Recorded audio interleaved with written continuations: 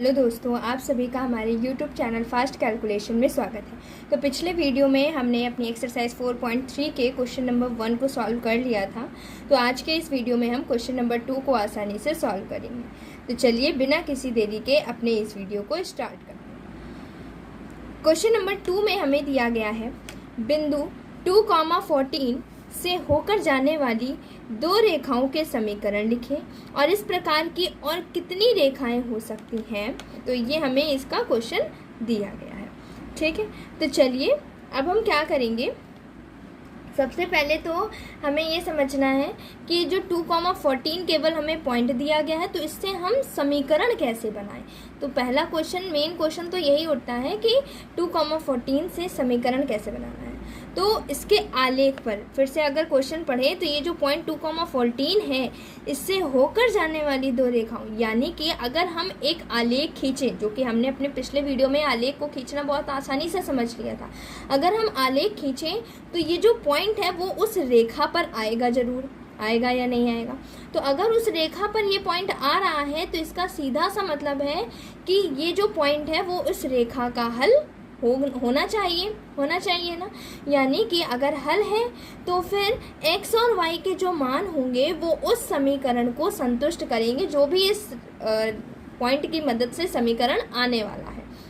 फिर से समझिएगा, ये जो पॉइंट 2,14 दिया गया है, इसी से होकर हमें एक रेखा खींचनी है। जैसे अगर हम रफली में इधर समझ लें तो ये इस टाइप का हमने आलेख बनाना सीखा था।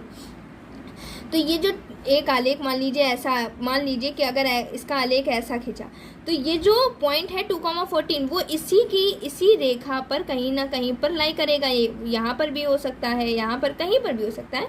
तो उस रेखा पर ये पॉइंट लाई करना जरूर चाहिए।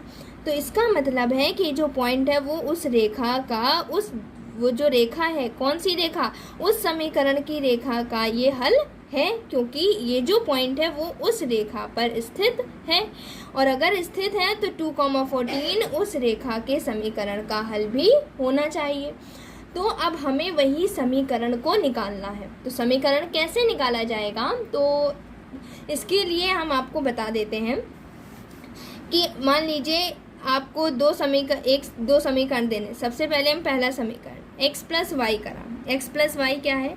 अच्छा, कोई भी हम समीकरण लिखते हैं तो हम x और y के फॉर्म में ज़रूर लिखते हैं। कभी कदार ऐसा हो जाता है कि x बराबर 12 ये समीकरण दे दिया, तो यानी कि हम x प्लस 0y भी तो लिख सकते हैं। x प्लस 0y इक्वल 12, यानी x और y के ही टर्म में हम अपने समीकरण को लिखते हैं। और हमने अपने दो चरों वाले रैखिक समीकरण में पढ़ा भी था कि दो हमारे चर होंगे x और y, और उन्हीं से हम अपना समीकरण बनाएंगे, जो कि ax plus by plus c equal 0, ये हमारा मानक रूप होता था। ये सारी चीज़ें हम ऑलरेडी पढ़ चुके हैं।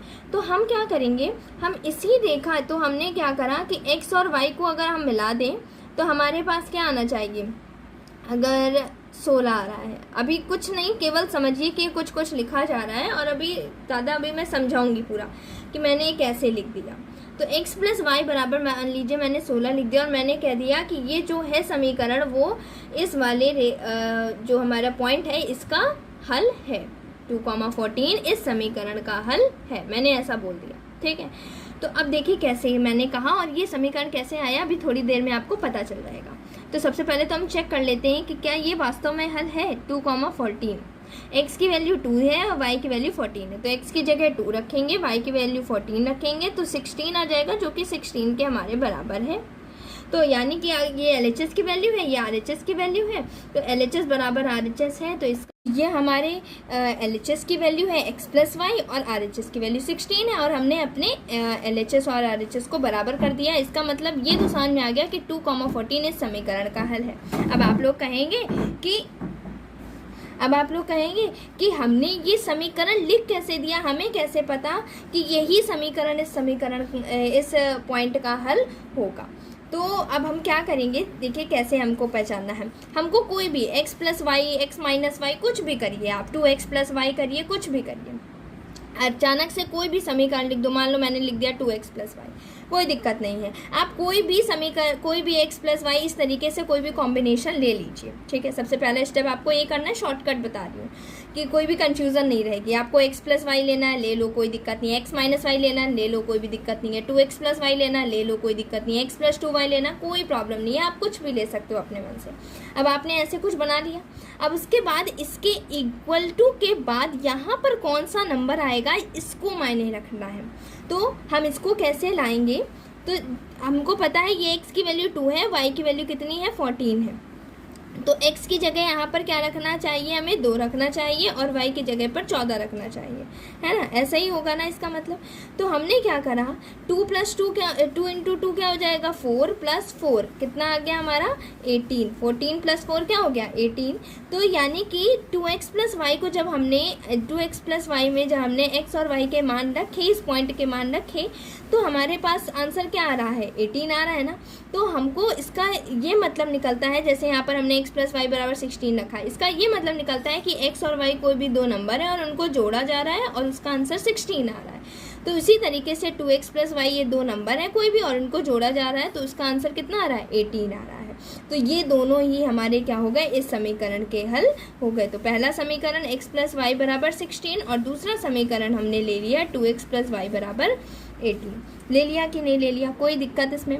तो ऐसे ही आप बहुत सारे समीकरण बना सकते हो। ऐसे ही आप ये भी तो बोल सकते हैं, ये बोल सकते हैं कि x माइनस वाई बोल सकते हैं। अब इसके इक्वल में आंसर क्या आएगा, सॉल्व करो, x की वैल्यू 2 रख दो, y की वैल्यू -14 रख दो और 2 माइनस 14 माइनस 12, तो वैल्यू कितनी आ गई माइनस का 12 आ गई। तो एक ये भी समीकरण हो सकता है। ऐसे ही बहुत सारे समीकरण आप बना सकते हैं। तो इसका तो आपको 2 रेखाओं का समीकरण लिखे तो पता चल गया होगा, x प्लस वाई बराबर 16, 2x प्लस वाई बराबर 18, x माइनस वाई बराबर -12, मैंने 3 दे दिए हैं, ठीक है। ऐसे ही आप बहुत सारे बना सकते हो, कोई भी 2 लिख सकते हैं।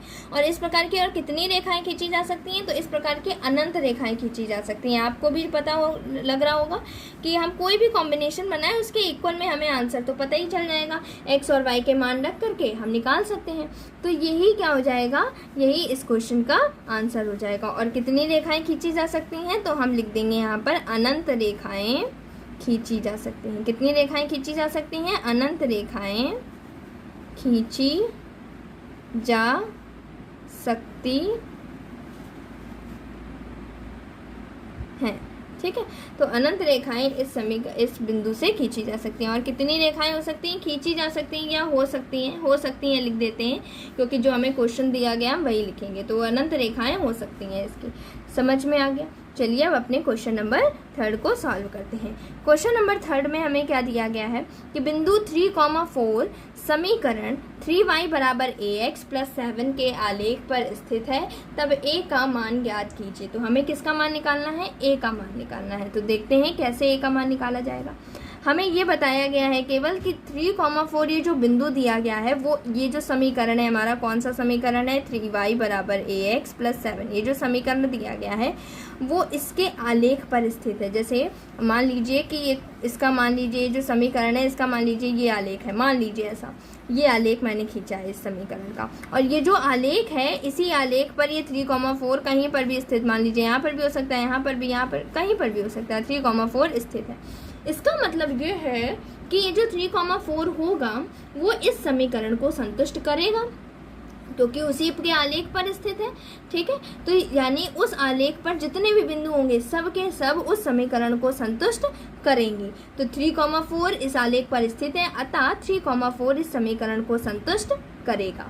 तो हम क्या करेंगे, इस 3,4 में x की वैल्यू 3 है, y की वैल्यू 4 है, तो हम क्या करेंगे y की जगह पर 4 रख देंगे यानी कि y का मान, और x की जगह पर हम 3 रख देंगे प्लस 7। तो 4 इंटू 3 12 बराबर 3a प्लस 7, इस तरीके से हो जाएगा।